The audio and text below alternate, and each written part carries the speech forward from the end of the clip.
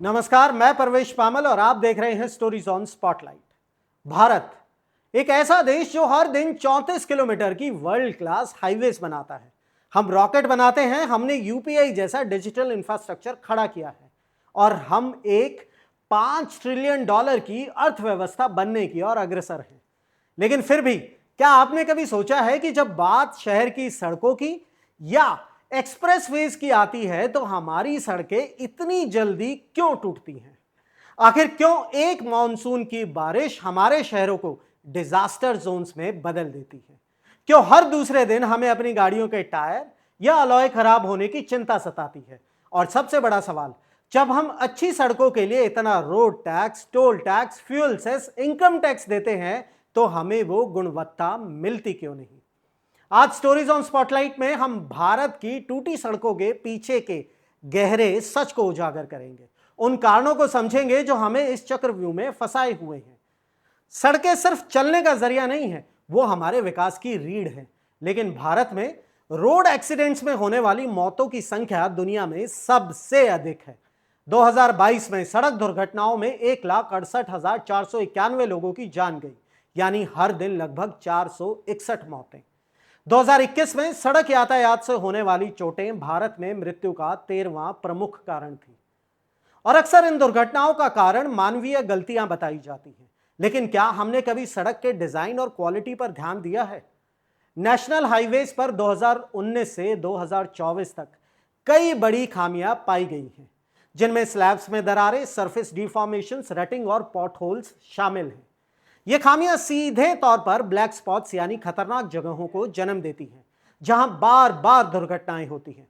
उदाहरण के लिए जनवरी 2025 में एक महिला की दिल्ली मेरठ एक्सप्रेसवे पर डिवाइडर से टकराने से मौत हो गई।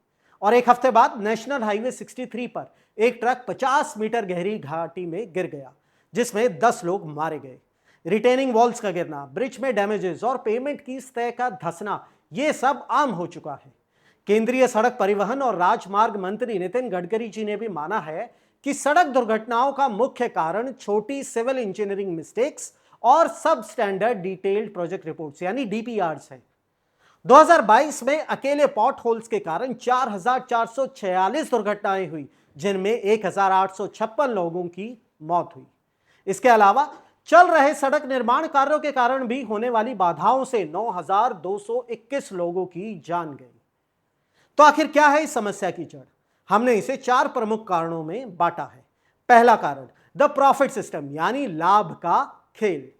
भारत में सड़क कॉन्ट्रैक्ट्स L1 बिडिंग प्रणाली पर आधारित होते हैं, जिसका अर्थ है लोवेस्ट बिड विंस, यानी जो ठेकेदार सबसे कम कीमत कोट करेगा उसे काम मिलेगा। सुनने में यह टैक्स पेयर के पैसे बचाने का एक उचित तरीका लगता है, लेकिन हकीकत कुछ और है।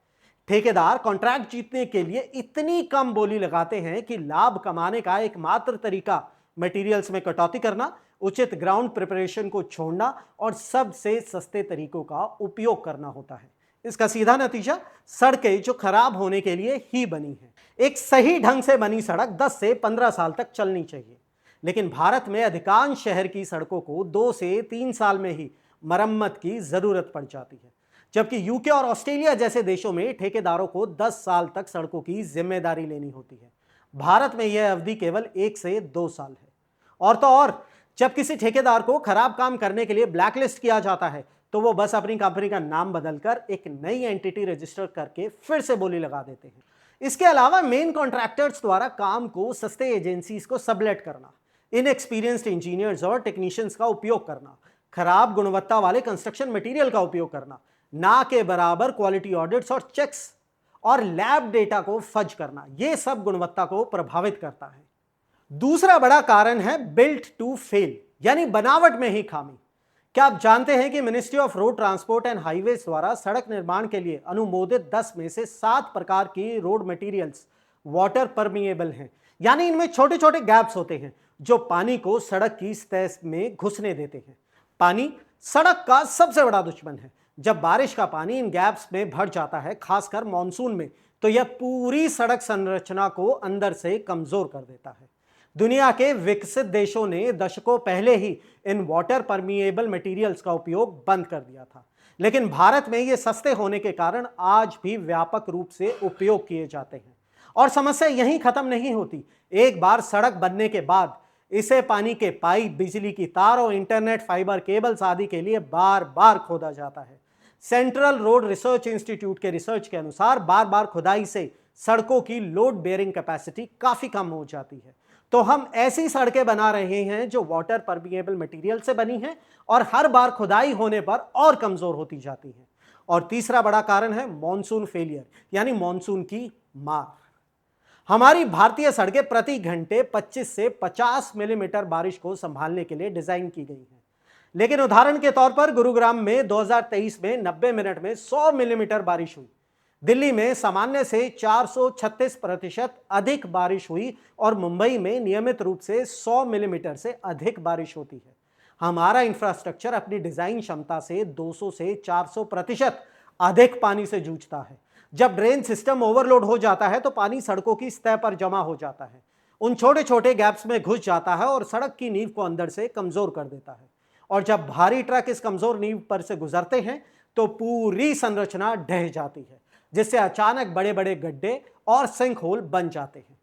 सबसे चौंकाने वाली बात यह है कि हमारे इंजीनियरिंग स्टैंडर्ड्स 1990 के दशक से अपडेट ही नहीं हुए हैं।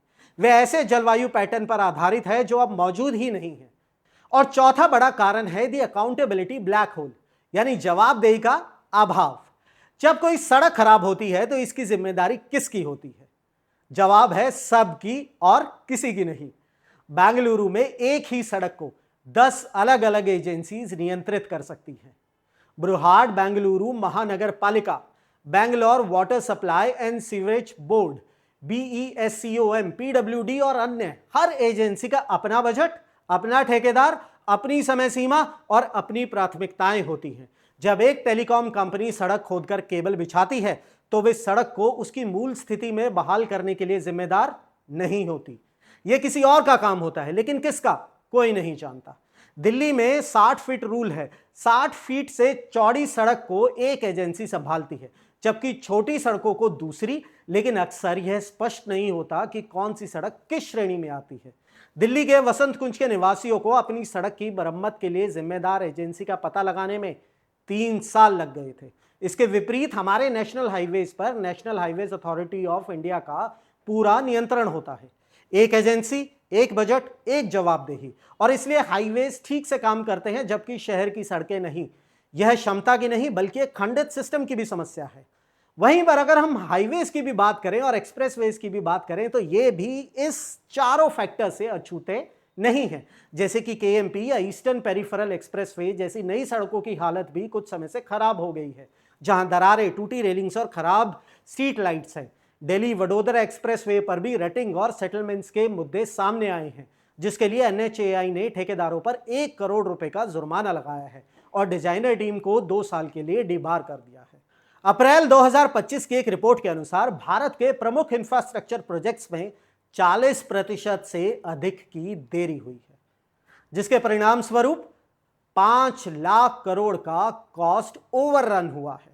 Ministry of statistics and programme implementation के आंकड़ों से पता चलता है कि अप्रैल 2024 तक 150 करोड़ से अधिक के 1800 से अधिक चल रहे यूनियन गवर्नमेंट प्रोजेक्ट में से लगभग 800 निर्धारित समय से पीछे हैं। और इसका एक बड़ा कारण है outdated public private partnership concession agreements, जिनमें clear regulatory guidelines, flexible financial models और बैलेंस्ड रिस्क शेयरिंग की कमी है।